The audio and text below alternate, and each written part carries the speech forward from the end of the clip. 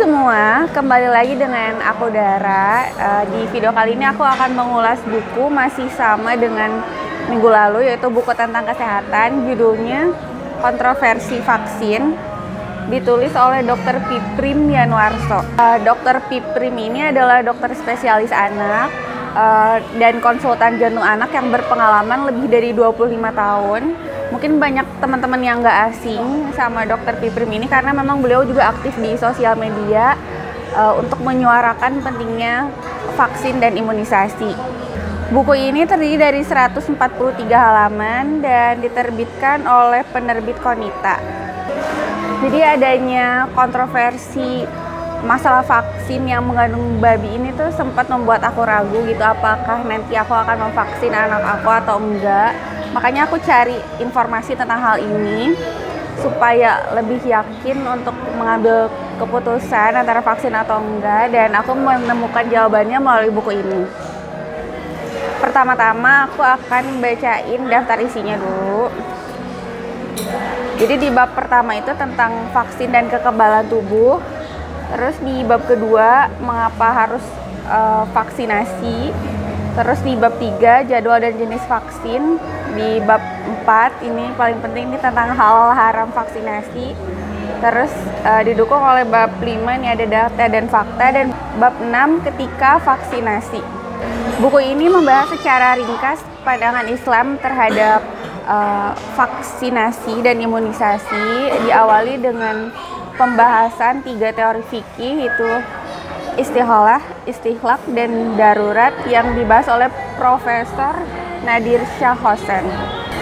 Jadi 3 teori fikih tersebut tuh bisa diterapkan dalam hal menanggapi isu vaksin yang mengandung babi ini. Yang pertama itu tentang teori istihalah, yaitu perubahan hukum suatu hal ke hal lain. Jadi dalam hal ini menganggap telah terjadi perubahan dari lemak babi menjadi gelatin. Terus yang kedua itu teori istihlak. Ini juga bisa diterapkan. Jadi yang dimaksud dengan teori istihlak ini bercampurnya benda haram atau najis dengan benda suci yang halal, yang jumlahnya tuh lebih banyak daripada benda haramnya gitu. Dan jadi sehingga menghilangkan sifat najis dan keharaman benda yang sebelumnya najis, baik rasa, warna maupun baunya.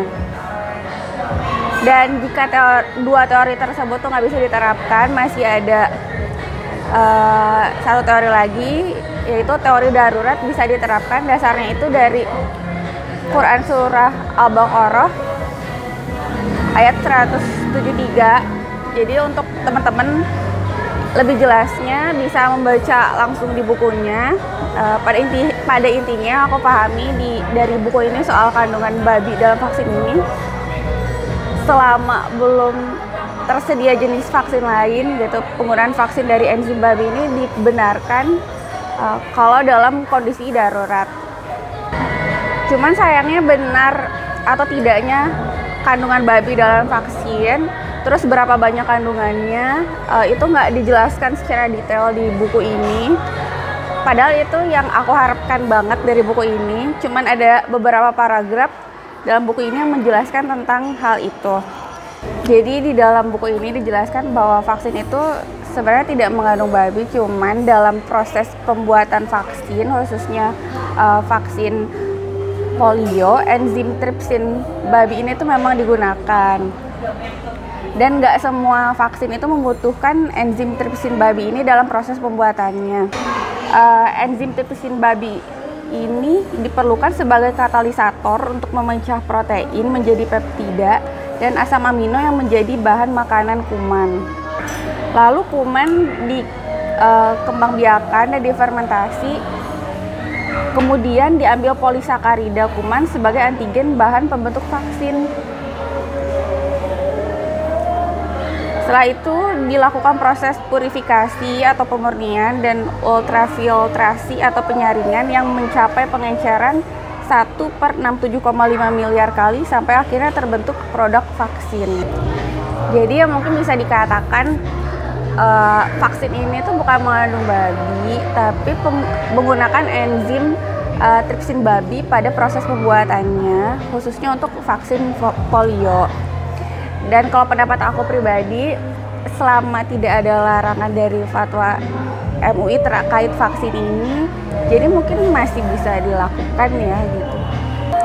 Itu tadi poin penting dan menarik yang dibahas di buku ini. Ya selebihnya buku ini tuh yang menjelaskan tentang apa itu vaksin, imunisasi, terus mengapa harus vaksin, mengapa harus imunisasi, apa aja resiko anak jika tidak diimunisasi, dan hal penting lainnya di buku ini juga dibahas, ada bab khusus yang membahas jadwal dan jenis vaksinasi. Jadi untuk orang yang awam akan dunia medis seperti aku, buku ini cukup mudah dicerna ya, pembahasannya tuh mudah dipahami, bukunya full color, terus banyak ilustrasi gambarnya, jadi menyenangkan bacanya. Tapi untuk teman-teman yang pengen tahu lebih banyak tentang isu vaksin ini, aku sarankan sih untuk membaca buku yang lebih detail, yang lebih spesifik, yang mungkin lebih tebel. Karena kalau buku ini tuh pembahasannya tuh kayak masih pengantar, terus dasar-dasarnya aja, walaupun memang penting juga gitu sebagai pengetahuan umum untuk kita gitu. Dan sayang banget ya, buku ini tuh baru sekali aku baca, tapi lemnya tuh kayak kertasnya tuh udah copot kayak gini. Padahal aku berharap bisa baca buku ini berkali-kali sih. Oke, that's all. Semoga bermanfaat. Thank you for watching and see you on my next video. Bye.